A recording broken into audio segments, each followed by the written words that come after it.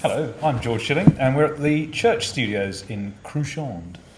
And I've got a bunch of very enamoured, clever people here today who are going to discuss things, which we're going to talk about all sorts of music biz related stuff and studio and production things for you recordproduction.com fans.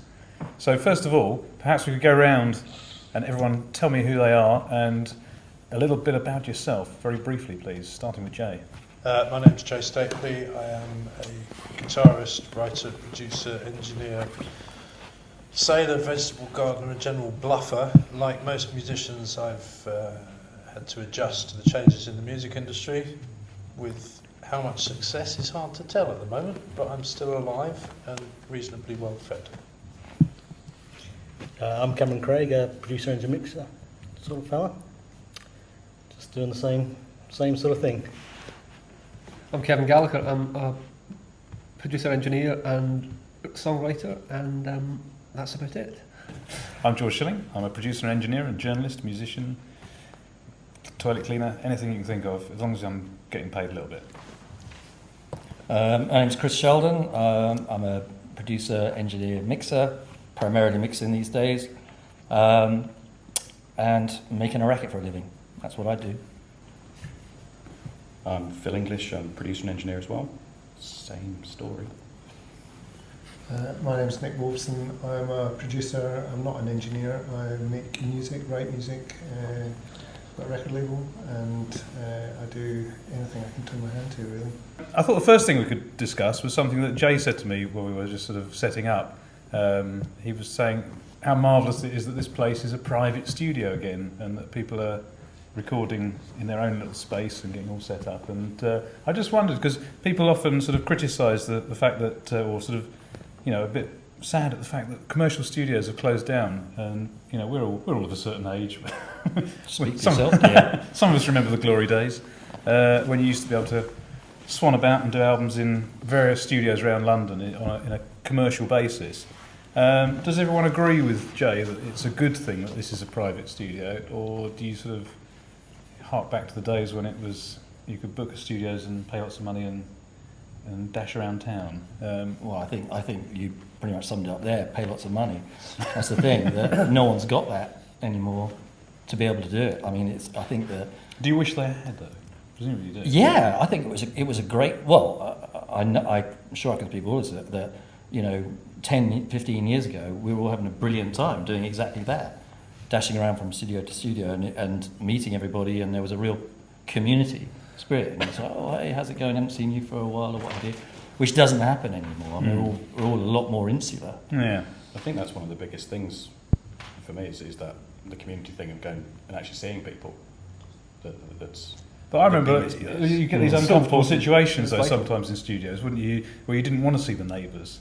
But you could choose. But you could choose a studio that was just a one facility studio if you wanted it. If that's how you wanted it. Cameron, do you think it made better records though for that?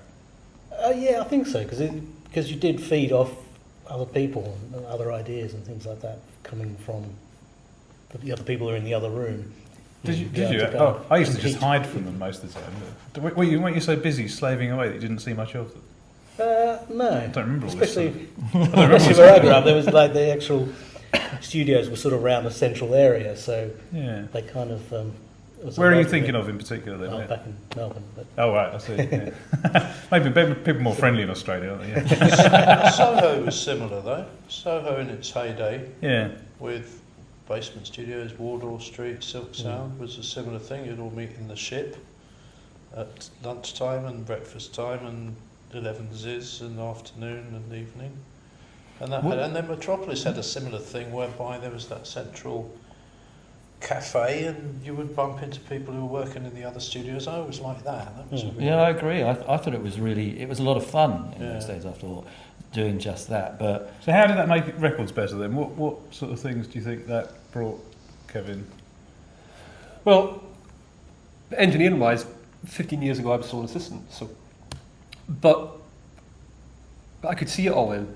Sessions then were 3, 4, 5, 6 weeks. You know, I think if a studio gets a 6-day session now, it's doing well, because all the big things are happening in studios like this or other places, and then all the overdubs are happening in people's production rooms, and mix is happening in smaller places. So, yeah, there's a need for places like this, but not to the same extent. No, I mean that you used to have to use them. To be devil's advocate, I mean, I've got my own studio. I'm lucky enough to have a space, and I actually kind of prefer it in some ways to freelancing because I don't have to commute miles every day. Of course. And I've got all my toys around me, all my favourite effects pedals and bits of gear that I've acquired over the years.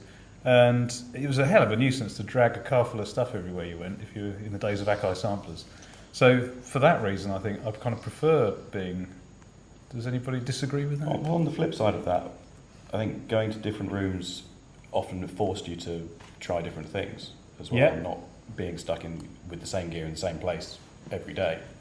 Yeah, I think you're right. I mean, it makes it commit. I suppose I sort of forget I get sent lots of stuff to try out. yeah, My lucky reviewing bugger. capacity. So, But no, yeah. I think you're right. I mean, you could book into a studio that you'd not worked at before, and the first thing you do is you like set up the band, and I'd say, okay, let me look at the mic cupboard, because it always end up being right. Okay, interesting, you know. And it's like, well, let's make this. Or you'd find it so. Oh, you learn stuff that way as well, don't you? Or somebody, I'd say, what do you recommend on? And they say, well, we've got these. They're like, okay, great. I mean, admittedly, I do 99% mixing nowadays, so I don't really get involved in an awful lot of recording anymore, which is a shame. But I loved that. I loved that trying things out. I think that's great. Or you set up and you think, oh, I need 2 more mics. What's left? And you think, oh, these. Yeah. I'll give it a go. And you put them on whatever it is, and you go, that's amazing. I've never thought of using that before. Yeah. And it becomes your go-to mic the next time you go and do something. Yeah, I suppose it keeps you fresh, doesn't it? Because you keep thinking on your feet all the time, which is... You've got to do different things all the time, otherwise you'll just bore yourself to death. From doing all the interviews that I've done with some of you chaps and various other people, you know, very often it all got... Well, certainly until I got a bit better at doing these interviews, we always end up saying the same thing at the end of each one. It's all down to sort of flying by the seat of your pants. And I suppose that comes from the experience of having to do that in various scary situations in other people's, rather than the comfort zone of your own little... Yeah. Do you think that's true? I think Nick mentioned the rusty plastic word under his breath a minute ago. He got away with it. He said tape. From a musician's perspective, there's a big difference in that when you worked to tape, you would come somewhere like this and you would walk out with a performance. Now, you walk out with a hard drive full of audio files that you take home and manipulate. That's a very, very different way of working. Well, you can, but you don't have to. Yeah, but most people do. That's the way it generally works. People come here, they'll record the drums and they'll go home. Also today, you don't have to be quite as professional as you used to have to be back in the studio days. You don't need to know all your... No. You don't need to play particularly well. You know, you can do a lot of it just by using the technology, and it's open to everybody today, whereas back in the day, you know, only the select few had the wherewithal to get it together to get the Well, there's the thing with the lack of all those big studios now, leading on from that, is there's no real training facility anymore, apart from the audio engineering schools, as good as they are. But you know, back in my day, of course, you know, it was you started. You knew nothing literally when you started. When I played in bands and stuff, and then joined, and then you started as a T-boy and worked your way up, which is great. And the ramifications for that now for me, when I get sent things to mix, and a lot of times they're done where people have started off, like Jay says, they've gone into a place like this to do drums or what have you, and then they've done the guitars at home or wherever, is it's all the bedroom recording scene, as much as I think it's fantastic that you can do all this stuff. Yeah. Unfortunately, like I was just saying to Nick earlier before we came here, I've just been sent a session with 14 tracks that just say vocal. Yeah.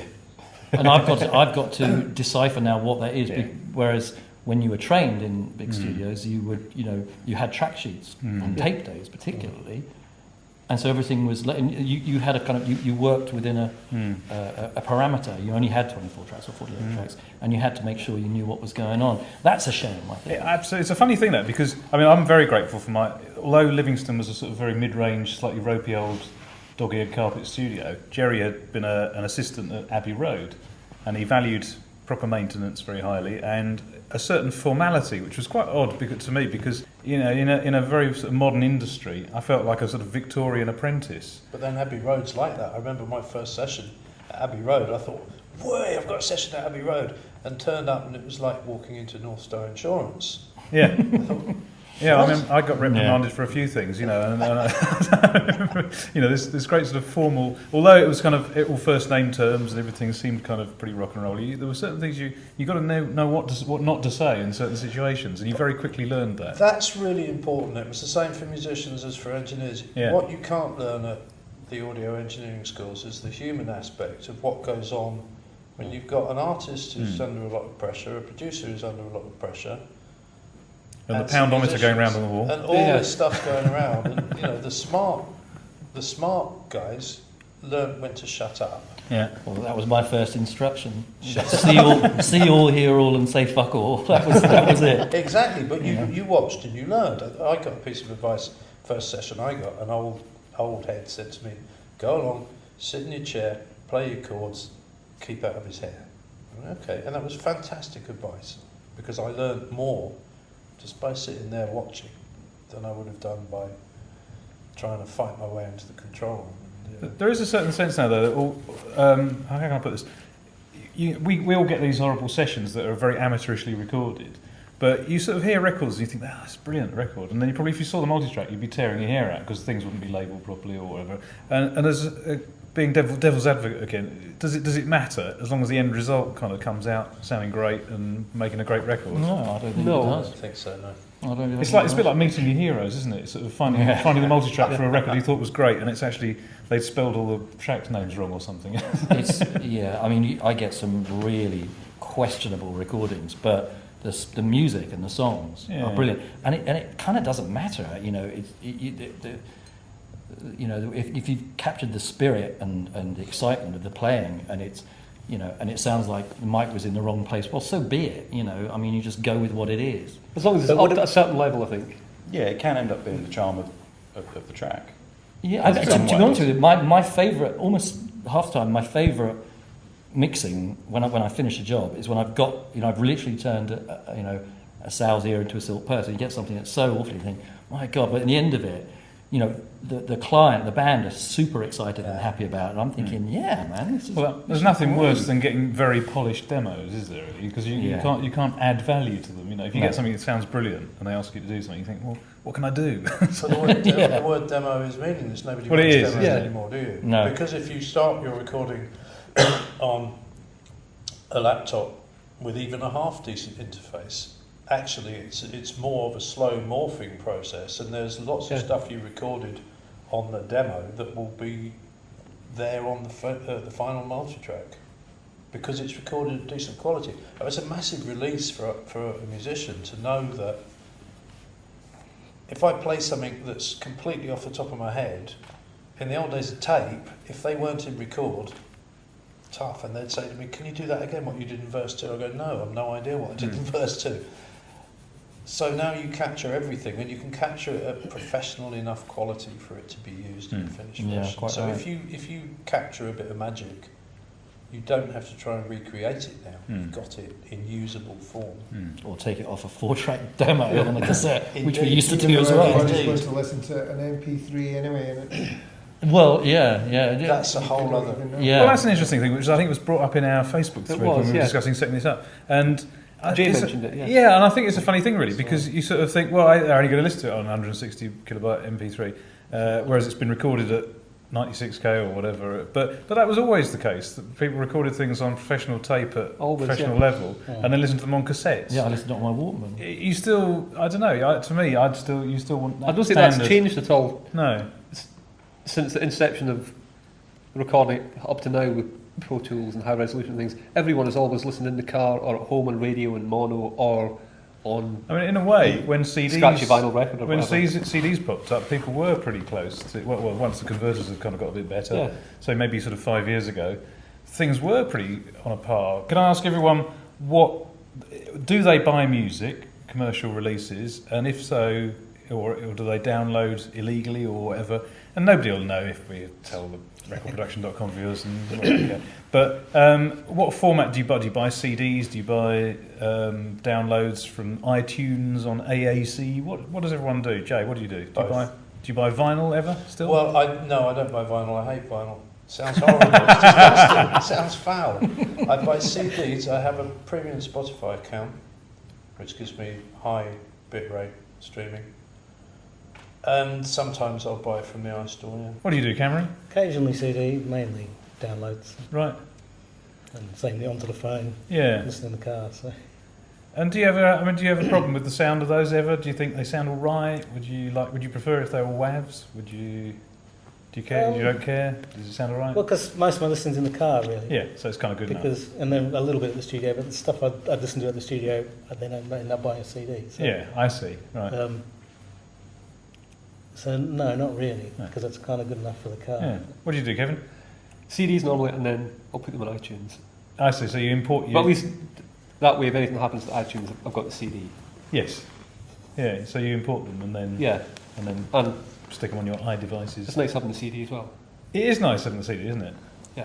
Because I went through a phase of not buying many CDs and downloading, and then I've kind of gone back to buying CDs again because they're just nice, aren't they? You just think, Yeah. I bought the CD. You just, I don't know, maybe it's just Got because you're something old. physical, yeah. Yeah, maybe because I'm old and I like buying stuff. But And you've got the best of both worlds. I You've got the suppose CD so, yeah. and you've got it on your Yeah. iTunes and iPod and things. So, yeah. It's the music. Do you like the music? Do you like the Exactly. song? Do A you good think- MP3 or a good WAV, could you tell the difference? No, I don't think so. it's all right, you know. And people get really hung up about this, and I just think, I mean, maybe it's me. I'm just such a luddite. I don't know, but to be honest with you, it's the end of the day. Do It's I a like the song. song? Do I like the music? Exactly. Is it okay? It's like It's exactly, isn't it? And it's the same. The point you made there is, can you tell the difference between a good MP3 and a good WAV? Maybe, but is the song different? Exactly. Only also if I depends what you're know listening people. to it on. I'm just thinking You that know? if you're in the studio and it's a critical detail of something, they would say, we really like the frequencies of the glockenspiel on the third chorus. Well, they can fuck off if they don't. To be honest with you, You it's know, just like as producers, that's your trade, so you're listening to What, telling your producers- artists to fuck off? I've made a career out of it. the people that buy it, they're just listeners, aren't they? They're Yeah. punters. It's been fascinating, I'm sure, for all of us to ponder over the years we've been doing this, the mysterious process by which, through all these bits of wire and all these other bits of technology that we employ, somehow spirit makes its way into the ear of the listener. How does that happen? How does that stuff manage to capture the vibe of four guys in a room going, "Ugh"? It's science. Whole other It's a means to an end, isn't it? That's the thing, and that's why a lot of people. There's, you know what? It's ground to a halt again, isn't it? Is it? It's all right. That's all right. No, carry on. It's interesting. Well, no, it's somebody mentioned, I think, on the website something talking about. I think it was Joe was talking about the quality of the audio equipment that we have and what have you. And I think that's, obviously you always use the best piece of equipment you've got, but I don't go. Me personally, the stuff that I work with, it's great. I don't go out of my way, and I'm back in the day. I started before digital, before sampling, before all that stuff. Back in the very early 80s, 1980s. Well, that was same as you guys. There's nothing then, so it was just analog. I wouldn't go back for love nor money. And I think that the equipment that I'm working with nowadays, it's just as good. It's how you manipulate it. I mean, it's Todd Rundgren, my hero producer, once said, if you've got a 57 and a Revox, you can make an album. And all right, so some things will sound, maybe a bit more pristine than others or what have you, but it doesn't capture what Jay was talking about. I can use a Tandy microphone and what have you. You can make the most awesome It's that recording. classic thing of when the drummer comes in and they're sort of going, can you make me sound like Stuart Copeland? No. Yeah, exactly. And there was a big thing I remember maybe it was the late 80s or early 90s with CDs. There was a label called Wyndham Hill. Yeah. And I remember reading the sleeve notes, so Wyndham Hill record, and just for me it summed up that they were putting out music for people who didn't like music. Yes. Right? It was all. I mean, they were talking about the crossover frequencies of their amplifiers and speakers in the studios. It's like, who gives a shit, man? Do you like the song? It's like, I don't care what frequency it was recorded at. I don't care about do you it. find increasingly though that's the sort of things that musicians and bands want to talk to you about?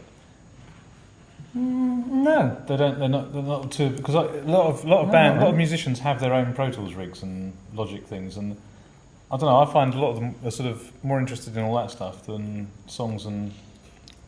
Well, I haven't found that myself. you? No, I haven't found that myself. I must be honest. Most times people don't give a crap. They just want their record to sound good. Yeah. You know, they You're one of don't. better people than me, obviously. Well, okay, different class of people. But no, I mean, I think when I first started my, meagre little home setup, and I used to get people would email me and say, "Oh, what equipment have you got? What have you?" And I go, "I don't know, Pro Tools and a comfy chair. What else is that kind of thing?" And I wouldn't get some jobs because people were freaking out because I didn't have Neve this or API that. And that was, I started my little place 5-6 years ago. No one cares. Right. No one cares. I haven't been asked that. No one. They just say, "Can you do this?" Great. No one cares what speakers I got. No one cares what desk. Nothing. They As just long as they want got a vibey mix at the end of it, they go, as long "I as love that." it comes from what the records they've heard you've made. They don't care the process. I don't think Hand anybody. in hand with that seems to go the fact that people are happy to make records in kitchens, living rooms.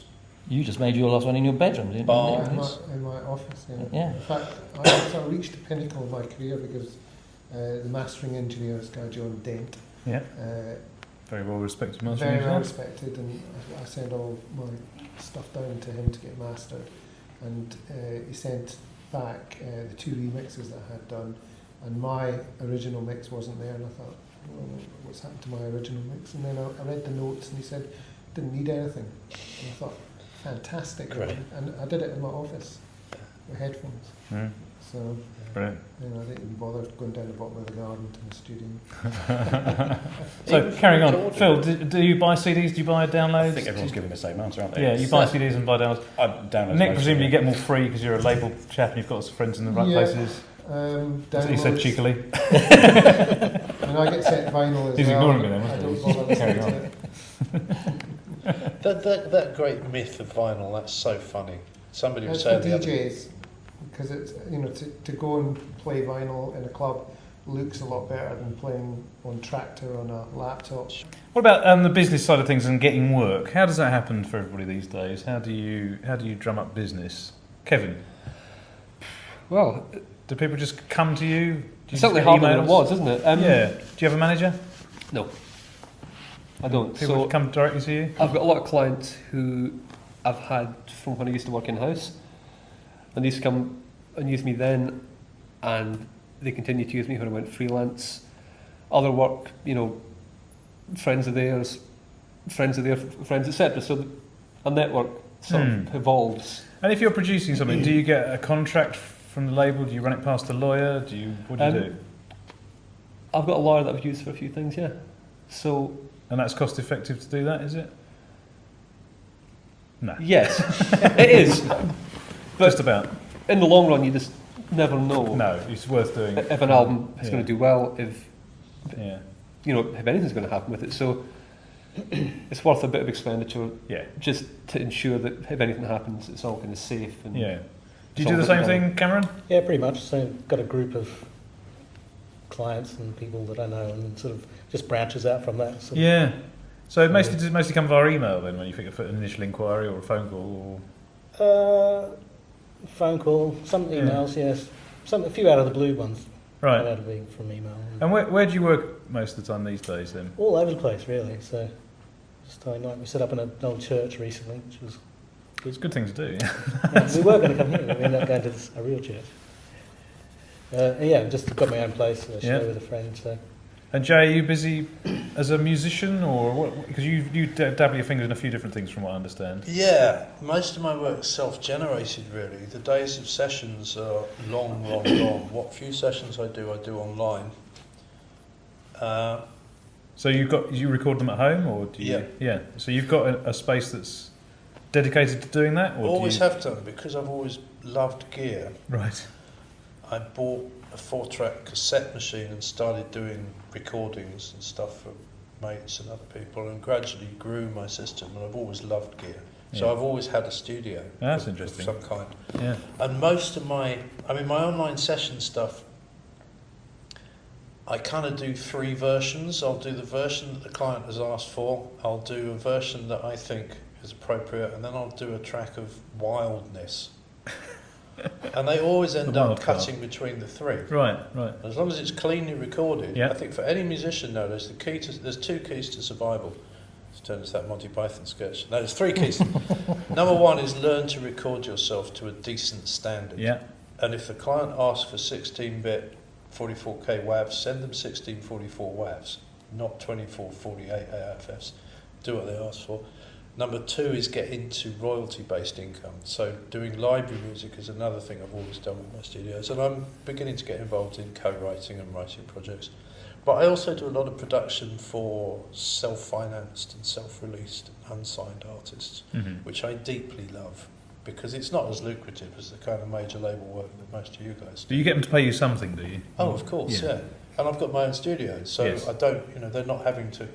It's just your time, really. That part of the money comes to me, and we make records that we want to, no matter how oddball and truths they are. We just make a record that we want to make. Do you help them promote that then and put them in touch with labels? If and... I like it, if Yeah. it's something I feel confident about, I suppose I would call it a micro label and micro publishing company of my own, so I do Yes. have the option to do that. But primarily, no, my involvement with it is pretty much done when it goes out, because what use is 3% of a 79-cent download? It's not much use really, is it, frankly? No. Well, I mean, I get that. A lot of people, they book me and knowing that I'm a producer and an engineer, but then suddenly they'll spring it on me that, you must have some contacts, can you hawk it around, get us a.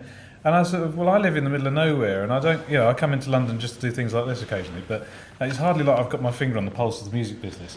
So why they're asking me, or people will email me once they've made a record and say, we're a band, we're looking to get a label out and manage. I say, But the lunacy of it is that if you go to a major with something good, they'll say, oh, brilliant, love it, come back when you sold 10,000. Yes. You go, well, if I can sell 10,000 on my own, Why do I need you? No, it's madness. So there's so many, can I use the word paradigm? That's a big There are word. so many paradigm shifts going on in everything. The only thing you know is that everything we thought we knew, we don't anymore. Everything's different, just everything. And you either end up a bitter old muso whining about it in the pub, or you deal with it. And if you start dealing with it, you find ways. Look, everybody here's found their niche. We've found ways of doing. Well, it's true. Continuing to I'm do sure what we we've do. all got plenty of contemporaries who've fallen by the wayside, For sure. or gone into other, I think other industries. What hasn't changed though is the fact that there are huge areas of the record buying public who are not being served with the music that they want. Well, this is another whole other area of discussion. Yes, absolutely. And I disagree with that. I think. Do you? Yeah, I think that there's an awful lot of little sub-genres and sub-styles of music going on now. It's very fragmented. There's everything out there. oh yeah, no, I don't mean that. I mean that there's It's not being played on Radio 1. an option there Oh, no. for massive But amounts then- of records to actually be sold to people who want them, but major know labels about are not signing them. No, but I think major labels. But have they are ever? flawed. They've never done I it. mean, really. major labels are only there to take something like what you say. If you take it to a certain level, they can take it beyond that level upwards, but they can't take it from 0 to that level. They're just not. They just can't stick low enough to do it. And there's no investment either. No. So there's millions of little sort of independent labels that do that job for them, and they'll just cherry pick. The Or stuff. buy them up Yeah. if they happen to do That's extremely right. well, yeah. That's a sort of low risk strategy on their part. But I think that today major labels they're really struggling. There used to be quite a lot of people in the middle who'd make quite a lot of money, Yeah. and if you were out on the niches, you couldn't make any money because the barriers to entry were so high. Because places like this would cost you £100 an hour, Yeah. and musicians like me, who you had to hire because we could do it first time, would cost you £120 for a 3-hour session. Now, the spike in the middle is tiny. There's only a tiny little handful of people who make huge amounts of money. But on the niches, you can make a living if you're happy to live on the niche. Because when I sell a piece of plastic at a gig, I have a ludicrous situation where if the records that I sell from when I was signed to Warner's, I get 80p per CD on. The records that I make myself, that I sell for 10 quid, I keep 10 quid. So I've only got to sell a tenth as many. But that's having an impact also on the kind of records that people make, because you no longer have to wait until you've got 12 songs to make a body of work, whether you call it a CD or whatever. You can actually release a track a month if you like. Yeah. Chris, are you mainly mixing whole albums, or are you mixing odd tracks here and there, or EPs?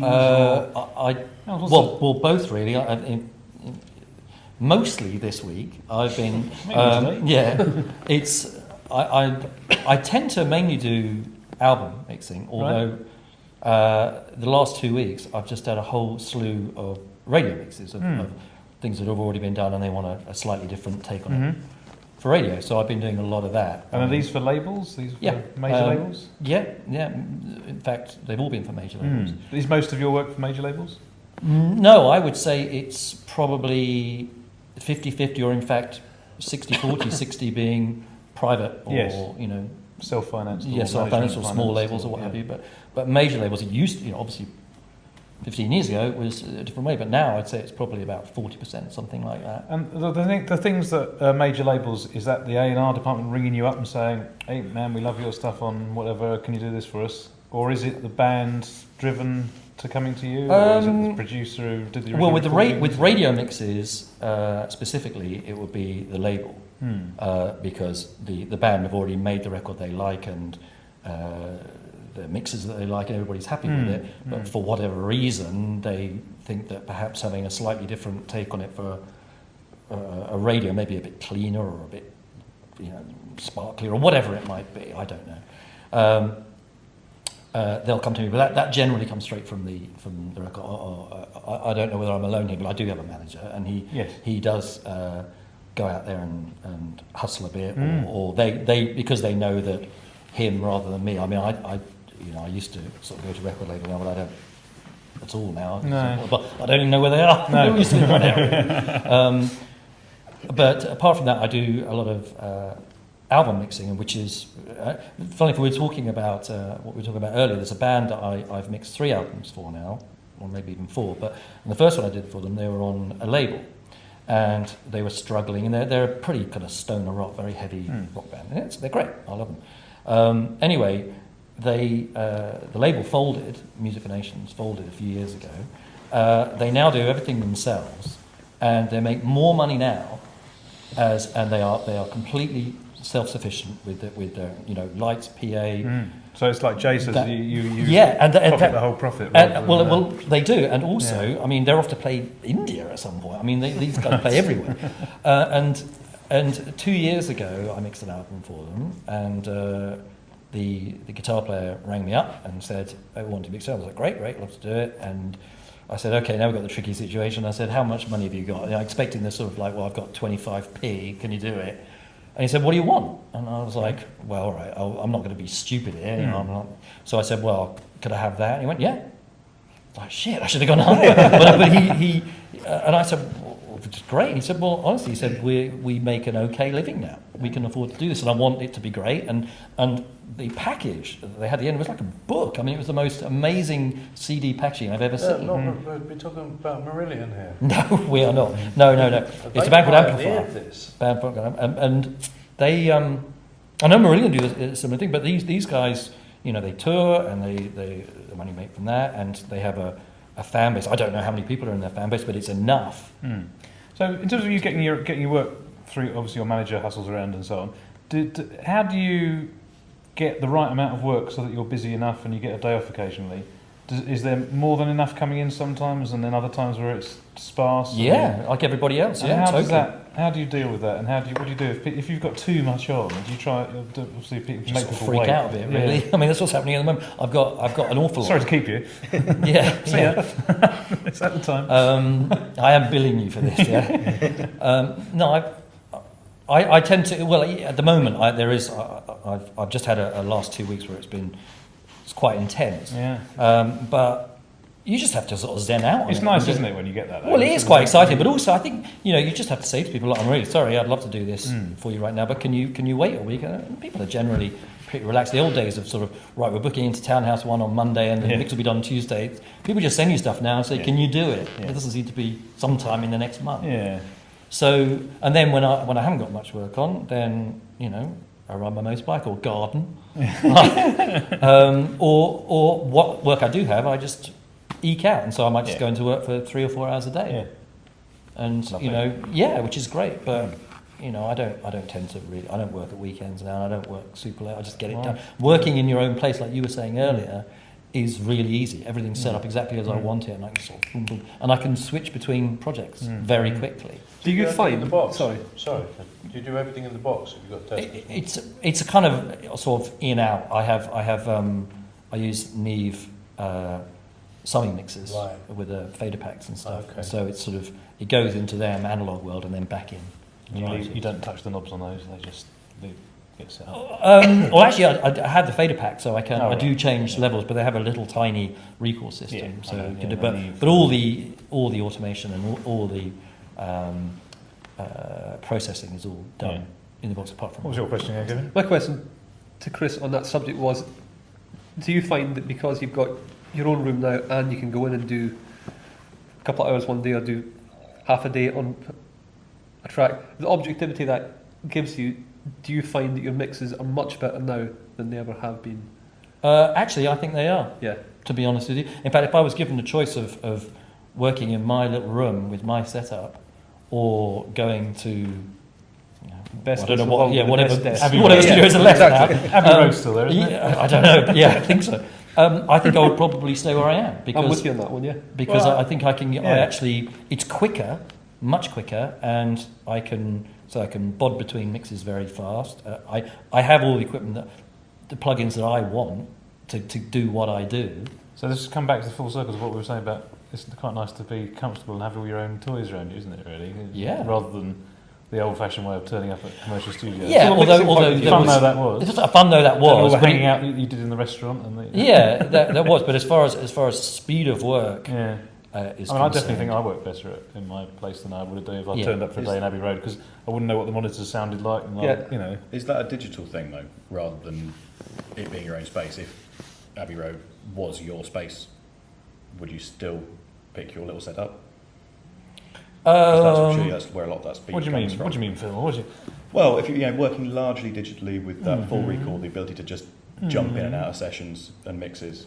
Yeah, but it's That also the comes familiarity from- of the room, the acoustic space, isn't it? Well, that's kind of what I'm saying. If that major studio setup was your setup, Well, would if you- I had would you Abbey trade? Road in my front garden, Yeah. that'd be quite nice. well, yeah, I mean, But I'd use would it you- if it was mine, whatever it was. But the thing is, I don't think you get used to what you've would got. you use what's there, or would you actually would you choose to use that more digital setup that has that speed of work and the ability to dive in and out? I think I probably would now because knowing how I long choose it a took me to recall set up. situation any day of the week. Yeah, because And let's face it, the recalls. I mean, I'm sure it's the same with everybody here. It's like, yeah, it's great. Yeah, can we just maybe I can just have this, that, and the other side. well, people expect it because they've got their own Cubase at home where they can dial it Yeah. up. They Well, I expect asked- you I asked to the carry question. on mixing forever, and I'm just like, no. That's the question. My studio has, I have a large console and loads of outboard, and I'm finding because of all that, mixes are more and more and more in the box with a few bits of outboard as insets and things. Yeah, Not because I don't want to use that or anything, but just it gets the job done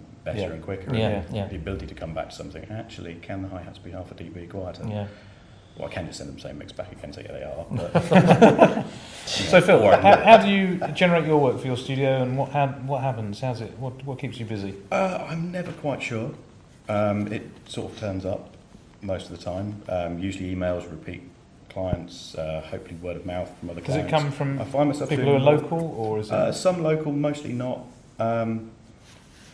I find myself doing quite a bit of work now directly for publishers, sort of small publishing companies who are signing people for the sync possibilities rather than to release a record. Right. The record will get released, but mainly just so as the sync is there and the possibility, not everything's set up for royalties. But that's kind of the stuff I'm finding myself doing more and more over the last couple of years. I've noticed that trend. Tracking it or mixing it? Both. That seems to be quite a growing area. Everyone seems to be getting into doing library music these days. I know Which is- writers that are setting out specifically to Yeah. write for sync, but Mm. never with the intention of any kind of release at all. No, I mean there are people who do And that. that's songs. I've professionally. been doing library music for years, instrumental music, Mm. and still do. It's the only pension I'm ever likely to see that will give me more than the bus fare down to the post office to pick it up. Mm. But they're doing songs now as well. Yeah, lots of songs. Yeah, that's it. It'll be EPs or albums that I'm working on a lot of the time, but the publisher knows that they want this one from the demo that they've heard. So make an EP of it and Right. free reign pretty much, but that song's got to be right. Right. And it's a lovely brief to get. Yeah. It's independent artists with someone actually paying for it. Nice. And do they want recalls then? Sometimes they want half an EP up and hi-hats. But usually it's the artist I'm dealing with rather than Yeah. the publisher. Most of the time they're pretty happy as long as it comes back and they can Yeah. stick it on Grey's Anatomy. That's fine. Right. Can I ask a boring technical question? Blimey. The long tradition of learning about engineering by ear-rolling engineers.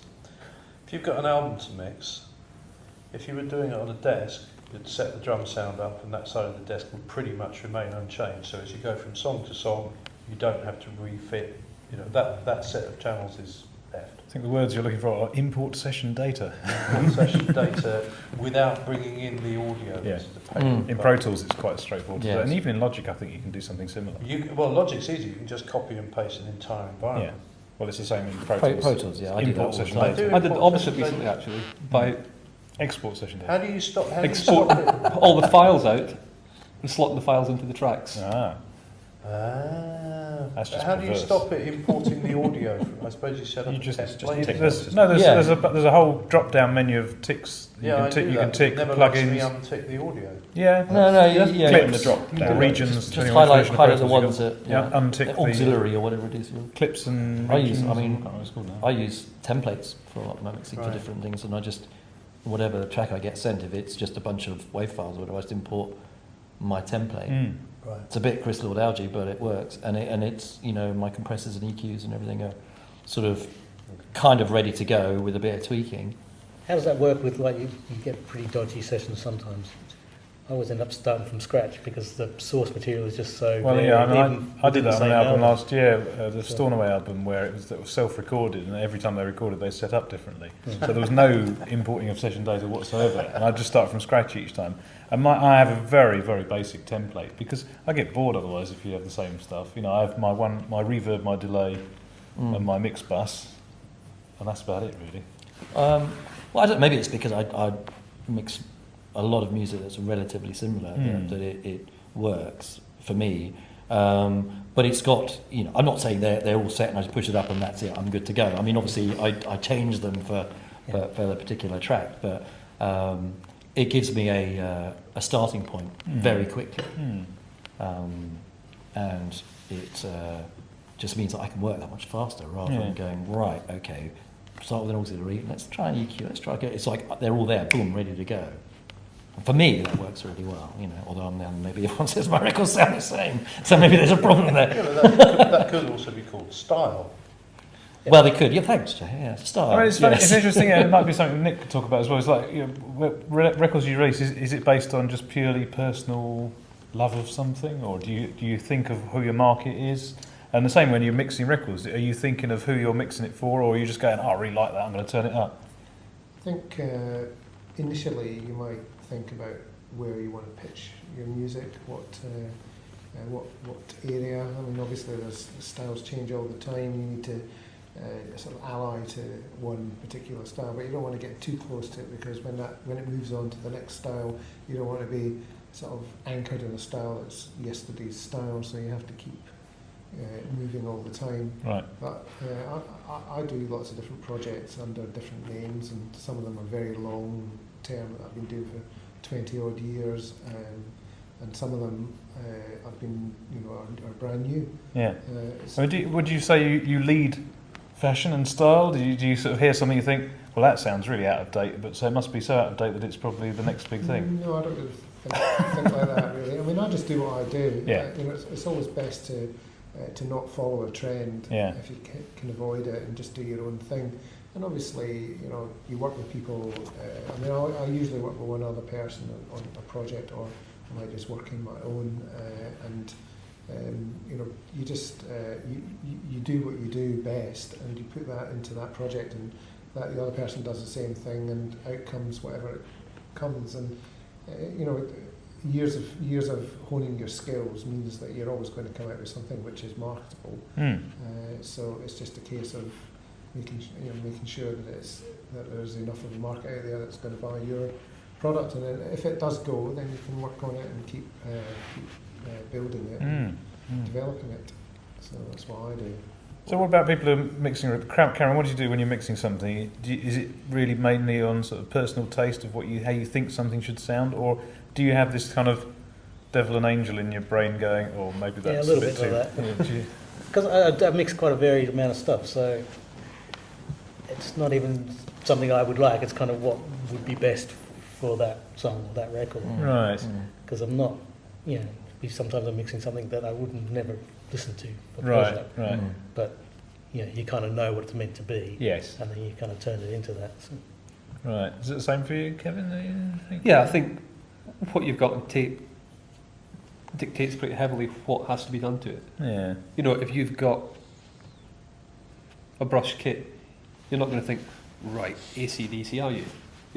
It's got its sound. But it could be, you could do it as a really dry as it is, or you could put loads of reverb. Of course, yeah. But essentially, space is one thing, reverb or dry, but the sound is something that essentially hasn't got that much scope, has it? Well, I'd say there's quite a lot of options, because if it's a brush kit thing, you might find that it's, a lot of those kind of jazz records with brush kits, you can hardly hear the drums. It could be really, really distant drums that are over on one side in mono, sort of over there somewhere, or they could be really up front in stereo and a big thing in there. So you get quite, I suppose it is a bit guided by the style of the music. Stylistically, there's only so far you can go, because I think people expect it to be a certain way. And obviously, you can go left field with it, but I think most of the time we don't. There's an expectation of what a hard rock record should have. There's an expectation of what a folky record should be. I like to be a little bit perverse and do something a bit unexpected when I'm mixing. I mean, I quite like, that element of the unexpected triplet delay on something, or, it always used to be the old pan scan, or the SPX90 doing a pan on something you weren't least expecting would be something going around your head. I always like to have that element of surprise in a mix to make it a bit special and a bit unusual. And so I've always found, when I was producing more, I'd find that I would be doing more interesting stuff then. With mixing now, for me, I don't know what's like with anybody else, but for me, people ask me to mix something because they kind of know what it is they want it to sound like. And if you say, I'm going to get a little snazzy on this one, they go, yeah, brilliant. Now can you make it sound like what you normally do? It's true, actually. I think people are more conservative than they used to be as well. I think so. When I do my snazzy idea, you just know they're going to go, George, that thing's going around in circles. I really don't like that. Yeah. Why are the drums just on one side in the verse? Because it sounds really interesting. Can we have them normally again? Because the drummer doesn't like it. Okay. So I think remote mixing. Do you get more of that, and people get even more conservative when it's remote mixing? If you're in the room, you go, what about this, guys? Right. And they go, I suppose so, well, actually, yeah. Whereas remote mixing, you do your mix, you send it off, they go, well, why are the drums on one side? I get, because all my mixing is pretty much done on that. I mean, I hardly ever see anybody. It's quite nice to meet some people. But I'm pretty much on my own, so I find exactly that. Or sometimes I'll get explicit instructions about how they want something, which is fine, that's no problem. But generally speaking, if you try and get a little funky and send it back to them. Because Jay was saying when he does his online sessions, he gives them the straight one, the one that he thinks is well, right, and exactly, the wacky one. Exactly. Sometimes I'll do that. I'll say, and there's this idea, and they'll go, interesting, stick with the normal one, So that happens a lot, unfortunately. I think you're right, people are more conservative. I think they are. Is that a case of people producing something and having that idea from the start, though? I know if I'm sending something off to be mixed by someone else, I'm delivering, I produced that track to be my vision at the end of it. I just want someone else to mix it for whatever reason.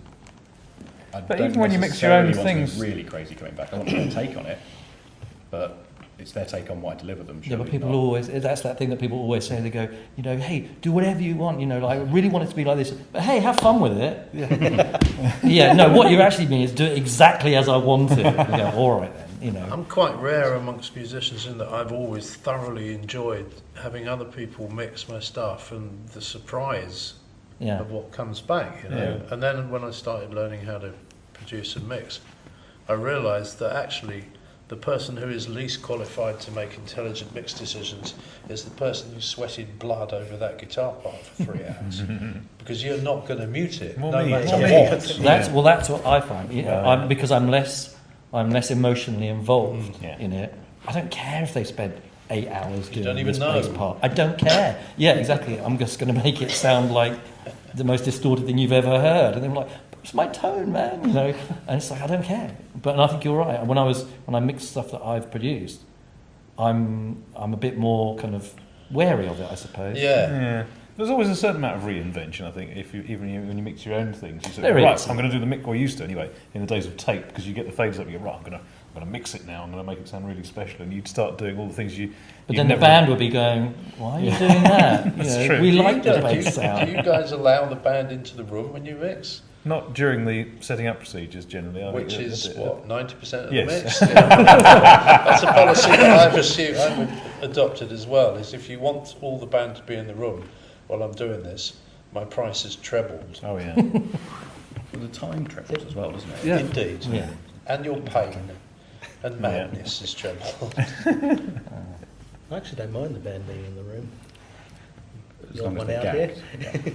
Well, I was used to hate it, and I must say I'm more tolerant of that kind of thing these days. Comping vocals. Actually, I quite like doing it with the singer sometimes. Yeah. Should that be definitely. done before it arrives at the mix? Yeah. Oh yeah. Oh yeah, that everything should be. I mean, I was specifically asked for that. It's like Yeah. I don't want to be doing. I don't want to be tuning your vocals on the mix particularly. No. I mean, that's the other thing. It's like mixing and production. Where does it? Where does it is. indeed? It's much Well, more again, close, Yeah. because you've always got the session saved at whatever balance you Yeah. had. Yeah. wasn't it Prince that used to release monitor mixes? Yeah. Loads of Well, Prince's Paul stuff. Weller as well. Is some Must, of that they stuff sound like do. monitor Yeah, mixes. they They've do. got that About- sort of immediacy and they Yeah. work. Yeah, It's all right. just goes to show. Phew. Well, I did an album in Ireland many years ago for a Dutch record label with an Irish band, and we got the call, sort of 10:30 p.m. one night that the guy had just arrived at the airport and was 45 minutes away from coming to have a listen to what we'd done. And of course, I hadn't done any rough mixes at this point, so I had 45 minutes to rough mix an album that lasted about 45 minutes. 5 minutes. So I was like, quick, get the tape on. Yeah, that do. And then he came and he was like, yeah, it's great, I love this stuff, it's fantastic. And then we booked into the Warhol for about 2 or 3 weeks I got an engineer in to help me do it, and we spent 3 weeks mixing it, faffing about, and of course it wasn't half as good as those rough mixes. But there you go.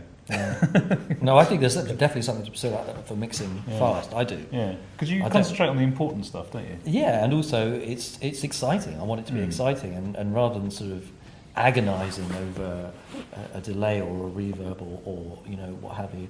Again, perhaps because I using templates and what have you, and I push it up, and I know it's already more than halfway there to the sound that I like, because fundamentally, particularly with distorted kind of rock guitars, there's a certain frequencies that they have. They ain't going to change that much unless they're just appallingly recorded. It's a bit of a no-brainer, really. It's not that difficult. What frequency is that then, Chris? It's a very Tell the magic record collections. frequency. I can't tell you. Is it 1.347 kilohertz? Yes, So, it is. I'm intrigued by Cameron being the odd one out here. The fact that you don't mind having 4 people sitting in the back of the room, No. countermanding each other's and your decisions. But they probably don't, do they, Cameron? No, They they're probably not. don't. No. It's just a communication thing, which is the online remote mixing is kind of like, they said, oh, that guitar, and you'd be like, oh, which one? You've got 12 guitars. Yeah, And you just solo, I go, that one. They go, yeah. And that decision's been made. Whereas if we're doing remote, that can take 2 days. But if you're still just pushing up the bass drum fader and they're going, yeah, that bit on the bass guitar, but isn't that annoying when they're sort of talking about something, you're hang on, I'm still listening to the bass drum. No, because I tend to just throw everything up very quickly. I sort of one of that, just we like wash, Yeah. and then start moulding it from that point. So So no, that doesn't really come into it. A friend of mine told me he had a track. They got Brian Eno to come and do a mix of it. I'm a massive Eno fan. I don't agree with everything he says, but I deeply admire the fact that he says some of the things he says and the way he thinks. But they hired him to do a mix of this track, and he walked in, and the guy was starting to label up the desk. He said, no, take that away. I don't want to know what the track's on. He just put the faders up and go, there you go, bye. And that was it. That's the way to do it. I'm sure. I'll try to do that. Right, what are we going to talk about now then? Okay, well, one thing has changed, and that's our kind of our editing and mix rooms. You know, we've all got our own little rooms. But one thing that hasn't changed is you need rooms like this. Maybe not as large and grand as this, but for recording things, that has never changed and never will. You need rooms, you need instruments, you need mics. Physics is what it is, and you can't sort of. Well, you need Got a away room from to the fact record a drum kit in, don't you? That's for sure. Certain instruments require rooms which are A, good sounding, and B, built well enough that neighbours aren't going to hear you at high volume of things. So these rooms are needed, or rooms of this ilk, you know, maybe. Why are they dying Small. out? Because no one can afford them anymore. Overheads, I think, more than anything, Yeah. isn't it, Joe? Overheads, ambience, under snare, tom-toms. Don't you think? For my next trick. Don't you think that musical genres and the vocabulary of popular music is changing as well? People like Ben Harper are quite happy to record in a barn, and you can hear the birds tweeting outside and all that kind of stuff. These places were designed as part of my understanding of part of their design concept was always partly to keep sound out, so you don't get a 747 going over in the middle Of course, of yeah. a fine centre vocal take, and only minimally to keep sound in. And that requirement seems to change, and when it's possible now to, you know, people are recording a drum kit with 4 mics, and it doesn't really matter if it's done in your kitchen, if it sounds like a drum kit and If that's the sound you want, yeah. Yeah, but a lot of people seem to go into recording now with no preconceived ideas of what they want. They just go, oh, well, let's go and record. That's it. They don't. I remember the days of like I'm certainly people not like Trevor Horn in that arguing. week, yeah. They'd book here for 2 weeks and then cancel it because they couldn't get the snare sound they wanted. And you go, that's just utter madness. That kind of era, I think, has gone. But do you think that people used to? I mean, I know. You know, in the we're talking about the older days of recording, and maybe in the 70s even. You know, do people go and book studios because a certain studio had a certain sound? I'm just thinking, say for instance, like Rockfield. Rockfield. Yeah, I mean, you know, do people still do that? Or do they just go to places that are available, and that's all I think you the get? You know, latter, probably. I mean, you know, I don't know. I mean, I used to book studios more for will it be suitable for the group and what have you, rather than the sound of the room. It was just sort of, you know, it's going to be convenient. And in London, perhaps you have more things to choose from, but you know, would bands always go to a certain? I don't know. Did they? I don't know. Well, you go to Wessex for guitars. See, Wessex, I remember working at Wessex quite a lot, and I just thought it was fucking awful for drums. I thought it was terrible. So It was a you'd go terrible somewhere room else for drums, you go to Wessex. Yeah, but for we guitars. kind of didn't then. You go to a studio and it'd be like, well, it's a bit crap, so we'll just. It is. We just sort of try and make it as good as we can. Well, when I started at Livingston, they just put all that stone on the wall because that was the current big 80s drum sound thing to do. You know, the Maison Rouge sound. They've done that deliberately as a kind of thing. We've got a bangy, and they even advertised it on a brochure. We've got a new bangy drum room. You know, Yeah. And Tears for Fears were going. Yeah. You know. Yeah. Because I think people used to just go to you'd sort of deal with what the room was, or whether it was, you know. And also, with the technology, it means that you can get sort of 90% of the sound of what it would be like if you were in here, in your kitchen, by recording it close and putting a bit of reverb on and convolution reverb. I guess and I've come here using for the a few right things mics. because of that. The piano. Right. And you ain't going to get that in your bedroom, are you? But my studio's a fraction of the cost of being in It's fine. somewhere like this, and I can do probably 80 or 90% of what you can do in here. Of course. Does the And that's probably 10% why. matter? Well, that's the question. That's the thing, because it's that 10% that true. makes it that much more expensive. And it's true of a lot of things, isn't it? When you think about it, you can get great results that are sort of 80 or 90% of something. It's like Amp Farm is about 80% of what a real amp sounds like. Depends on what that 10-20% is, though. Exactly, If it's just yeah, sonics, yeah. then probably doesn't matter You can get that away with much. it, yeah. If it's the vibe of actually being in the room, Well, that's playing it. grand It's piano, whether it- then yeah, it matters massively. It's Yeah, the only exactly. 10% that If it matters. affects your performance or how you Yeah. deal. But then it's true of plugins as well, because I'm sure Chris he's doing all these plugins, and you use them differently from how you would if you had a bunch of things with knobs, don't you? You kind of approach it. You sort of that's why we love all those pretend old ones, don't we? All those 1176s and LA2As that you get in the computer now, because it kind of makes you feel like you're doing it properly, because it looks a bit like an old compressor. Yeah, But I you think can't- I'm a lot more radical with my EQ and compression and plugins than I ever was. Okay.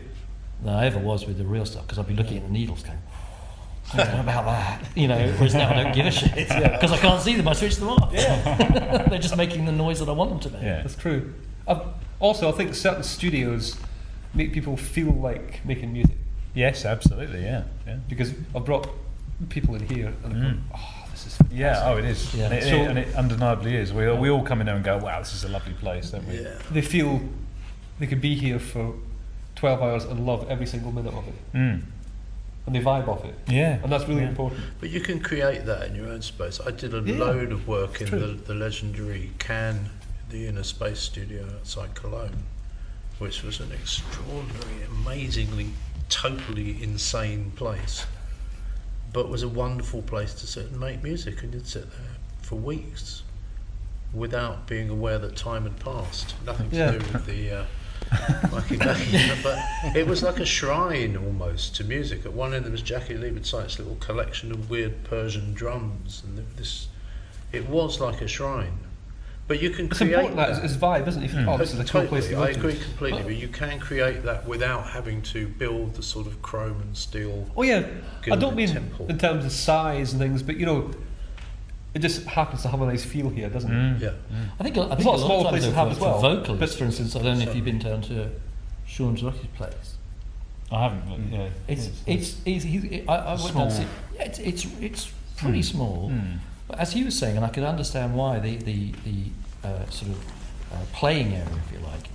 He said singers love being in here because it's really intimate and sort of warm and a bit sort of like a comfy sofa kind of thing. Yeah. And I could understand. Whereas here, and I've done a lot of people in here, and they'd be sitting there going, it's a little, It's a bit proper up Yeah, there. it could be- properly, it's a isn't bit it? I've not done vocals intimidating. here.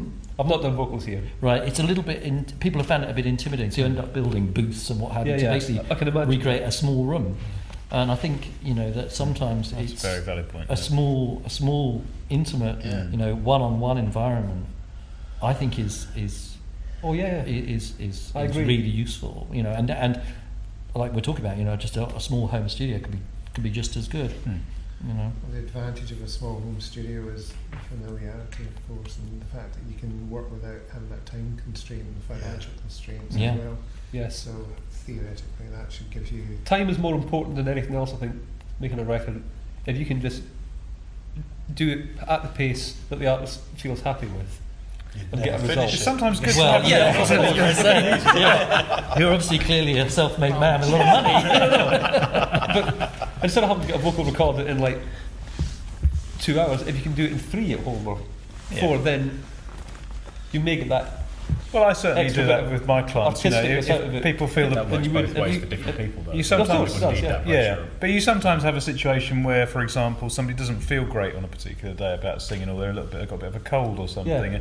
And I always say, it doesn't matter, come back another day, we'll put it in the diary. Yeah. I've got something else I can get on with. I can write a review of this compressor that's been sitting there gathering dust for 2 weeks, or Whereas whatever here, I'm supposed to be it'd be doing. a very different Whereas story. if you were Yeah. in a commercial studio, you feel like, the clock's ticking and we're paying. And we've all seen that with artists, it's like, sore throat, you're like, right, okay. All the overdubs are done, we just need to do a vocal or whatever, and it's like, right, okay. Which is another reason we You've got a place to book. Which is How another do you reason we fill like this having time? our own studios. Yeah, it's a lot less pressure than the big place, and everyone's turning around and going, "Your turn, Yeah. be awesome now." Does anyone else Because we haven't got any ticking money around left. going, Yeah, exactly. yeah. Does anyone else play sneaky tricks on singers like I do? I get them at some point. Do tell. Well, before, when you're kind of 3/4 of the way through it, but not all the overdubs are in place yet, I'll say, do us a favour, let's just bung a quick clean vocal on everything. I just want 3 takes, one after the other. It's all right, it's not the final vocal, we'll just do it. Oh yeah, for That's sure. always the one we end up using, because they're not thinking, I'm doing the lead vocal Oh, no, on for my sure. record. Here's all the bits I've practiced. Stress, yeah. Yeah, no, for That's sure. always Get used. people singing as soon as there's something for them to sing to. And use the same. Yeah. And kind of Chain, set up so something. it's- Yeah, it also gives you a chance to try mics out as well. Yeah. And then you can find the one you like, and it's just set up, ready to go. I mean, all the I remember time. that. For when they feel like doing it. Yeah, or even if you go, you know what, 20 minutes, just go and bang one down before supper or something Right. like that. Yeah, I remember that being more important to me in the days when I was in commercial studios than it is now when I'm at home. For sure. Because you'd sort of have that situation Yeah. where you're in a big studio and pick. So as soon as there was enough for them to sing to, I'd get them to sing. Whereas now I'm probably not so strict about that because we're in a more relaxed environment and Yeah. you know, people are more comfortable just being in a home sort of studio. Comfort's the main thing, isn't it? Yeah. Yeah, yeah, for sure. But I say, I mean, in my setup, I mean, I do records in my place. You know, it's only a very small overdub facility, but it's big enough to be able to do guitars and vocals and what have you.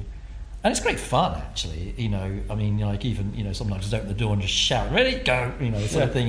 It's pretty relaxed. People And so like people that. find it funny. Yeah. It's just like sort of hardly $1 million facility. Yeah. Well, it's like- like banging on the window. as Get well. on with it. Yeah, well, I have to say, I have the kids coming in or whatever. You Yeah, know. yeah. And things like that, and that's all part of the charm of it. And I think that helps people feel relaxed sometimes. You know, Yeah, just that kind of- I tried having a studio in my house for a little while, a few years ago, and I remember that the time I thought this is not working out was when I had my second daughter was born, and I was trying to do an overdub with a shake, and I had a daughter in one arm, a cat doing figure of 8, and I'm doing this thinking, this is just not happening. I'm just like, okay, I've got to stop this now. So It's a fine balance, I think, having a home studio between a sense of having a place to go to work. Yeah. Well, I keep mine pretty separate. I don't let too much junk pile up from the house in the studio. I keep the door firmly shut, and the kids are supposed to know not to come in. Well, mine, I've done 2 things. First of all, I've got rid of my kids. So That's a good idea. the sheds are always at the bottom of the garden, Yeah. so it is physically separated. Yeah. Yeah. Mine's the same. No, I have a very definite delineation between the two I'm parts. about to enter that world. I've been renting a place for a few years, but I'm about to move to a new house which has got a big enough garden that I can put a studio at the end of it. So I'm entering this world of the Lovely. well, much like you, George, and Nick. So there's this whole new world of sort of, whereas before now I drive to work and I've gone to work and that's it. And now it's going to be strolling up the garden to go to work. So it's going to be It's hard to press. it's going to be a new learning experience. Actually, It is easy to get distracted by life. Yeah. I mean, I make sure I don't have email on my studio computer. No, I don't know. So, although of course I've got an iPad, so you do you start looking at that, don't you? Yeah. But I don't have email on the studio computer, so I walk into the house to check my email on my other computer if I'm going to check my email, and then walk back and work. Yeah. It's the working thing, and my daughter's going home from school and running in. And I don't want to sort of like slam the door in their face, but we're going to have to work this out. But I kind of like that in some ways. In one way, your concentration is such a fragile thing. It can take you hours to get in the zone and a nanosecond for someone to break that zone. But on the other hand, I remember working in situations where appalling human abuses were perpetrated because I'm working. I can't be interrupted. I'm creating. And I kind of like the humanisation of it and the de-deification. Yeah. The fact because you're making a pop record, everybody else has to shut up and what's that about? It's just no. I've worked if you're on a records where people carpenter, have you their would kids stop around. and have a cup of tea when your kid comes home from school and spend 5 minutes with them. Why shouldn't you do that when you're making a record? Yeah, no, absolutely. Oh, I don't mind that either. You have to sort of balance between your work and all the life things that encroach upon you, which need dealing with because you're at home. But they inform it as well, don't they, surely? Yeah. Particularly if you're writing, I find you can't do that in isolation. it has to be informed by something. Well, I can just switch off and switch on. I mean, these days I just go upstairs into my office and grab an hour here and there, a couple of hours, and then if the only time I go in the studio is if I'm working with someone else. Right. If I'm doing my own stuff, I'll just do it in the office. The other thing about the bad old days of being in commercial studios is you would have this deadline, and then you'd end up working all night, and then you come out at 8 o'clock in the morning. And I remember within a few weeks of starting, or certainly a few months of starting my job at Livingston, we put an SSL disc in 3 months after I started there, which had Total Recall. And you just knew all these sessions where people had crawled out at 8 o'clock in the morning having finished the mix, you knew they'd be back 2 weeks later to recall it and change it, because their ears were completely shot. Do you ever work with Gus Dudgeon? I never actually worked with him, no. Session creep. Met him a few times. It was Hugh extraordinary. Jones. Yeah, Hugh Jones is legendary. Hugh Jones I work with Hugh used to come Jones. into my studio all the time. He'd always come in really fresh looking, sort of, God, he was about 15 years younger than where he looked like 6 or 8 weeks later. Just awful. Gus, Gus the was the same. session would just gradually creep. You'd Yeah. say, right, we're starting at 12 tomorrow. Yeah. Okay, you pitch up at 12. And you'd finish about 2 o'clock in the morning because you'd spent 10 of the 12 hours telling stories. And then you'd say, I'll make it 1 tomorrow. So you come in at 1, you finish at 4. Let's make it 2 tomorrow, lads. And that's how it would gradually revolve. Yeah. At least 10 of these hours was telling stories with Hugh. It was sort of 14 hours of one pad sound Yeah. Oh or no. hi-hat sound. Yeah, I remember dear. assisted on a session with Roly Moserman, Swiss chap, was a drummer producing with Michael Johnson engineering that Petrol Emotion, I think it was, or some of those things. And he was programming one of these awful EMU SP12 drum machines. It was like 4 in the morning, and certain drugs were being consumed. And he was sort of tapping the pads to do the programming. And it was like 4 in the morning, or every sort of dreading each hit of the pad, because he had the monitors at sort of 11. You know, it's like. Stop it away, stop it away. I was doing an album at Eden when Scritti Politti, we were on downtime because we had a production deal there. Scritti Politti were doing, what was that first record of theirs with Cupid and Psyche? Cupid and the word Psyche, girl yeah. on it, the one with all the Yeah. technology.